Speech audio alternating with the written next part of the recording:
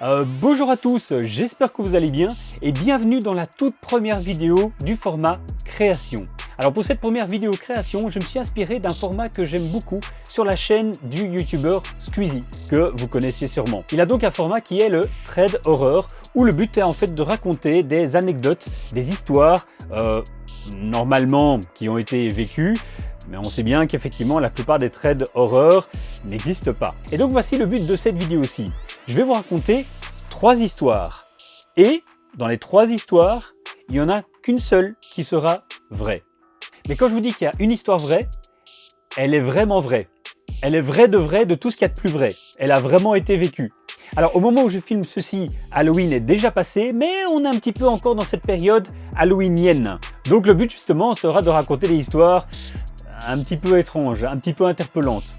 Après bon, sommes-nous vraiment obligés d'être dans une période d'Halloween pour raconter ce genre d'histoire, bien entendu.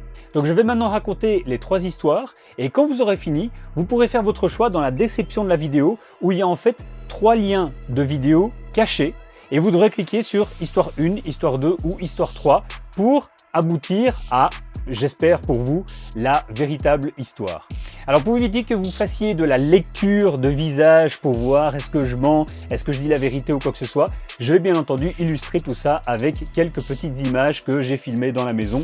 J'espère que ça vous plaira et que ça permettra de vous mettre un petit peu dans l'ambiance. C'est parti pour la première histoire, musique d'ambiance. La première histoire s'est produite quand ma fille avait 4 ans. Nous étions le matin avant d'aller à l'école. Elle avait déjà fini son petit déjeuner et regardait un petit peu la télé.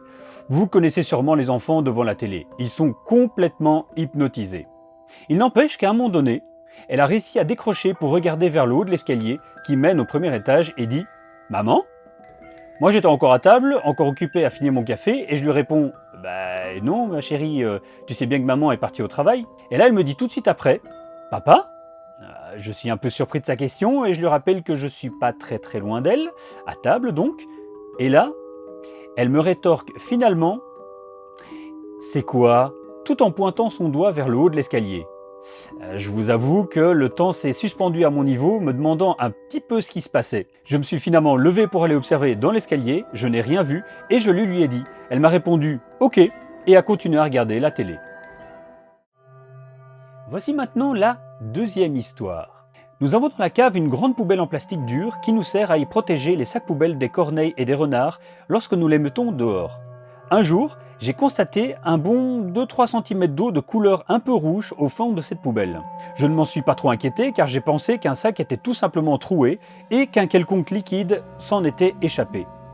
Je vide bien sûr, je nettoie, etc. Nickel. La semaine suivante, idem. Là c'est déjà plus troublant. Je regarde le plafond de la cave en cherchant une fuite. C'est vrai que cette couleur pourrait faire penser à de l'eau mélangée à de la rouille. J'ai donc tout examiné et il n'y avait rien. Soit. La poubelle étant toujours au même endroit, je décide de la changer de place, d'autant plus qu'il n'y avait aucune trace sur le sol de la cave. Une semaine après, à nouveau, la même chose. J'ai même installé une caméra pour essayer de voir s'il se passait quelque chose d'anormal, mais la durée était trop longue, soit la batterie lâchait, soit la mémoire était pleine, bref, fiasco. Ça a duré comme ça environ 1 mois et demi et ça s'est finalement arrêté. La troisième et dernière histoire est plutôt sonore. Alors, il faut savoir que notre maison a un intérieur essentiellement en bois et donc a un plancher en bois qui craque beaucoup. Mais bon, avec le temps, on n'entend presque plus certains bruits et aussi on connaît tous les types de bruits par cœur. On sait différencier les craquements dus à la température, au fait de marcher, quelque chose qui tombe dessus, etc. Je suis souvent le dernier à aller me coucher. C'était certainement le cas d'un soir bien précis où mes 2 princesses dormaient déjà et où j'étais occupé à me brosser les dents dans la salle de bain. Il était peut-être environ minuit et demi, quelque chose comme ça, lorsque j'ai commencé à entendre juste derrière moi le plancher craquer comme si quelqu'un y marchait. Ça a vraiment commencé sur ma gauche pour se terminer sur ma droite. Même si je ne voyais rien dans le miroir, je me suis quand même retourné par réflexe, mais sans apercevoir quoi que ce soit bien sûr. J'ai moi-même appuyé sur le parquet comme pour tester si ça pouvait recommencer, mais il n'y a plus rien eu. Voilà donc les 3 histoires. Laquelle selon vous vous semble vraie? Les 2 autres étant complètement fausses. Il faut savoir que le lien de la vraie histoire sur lequel vous allez cliquer, non seulement bien entendu je vais vous donner la réponse, mais ce sera la seule vidéo qui va vous permettre de voir un tour en rapport un petit peu avec l'ambiance on va dire. J'espère que ça vous plaira. C'est parti, À vous de choisir.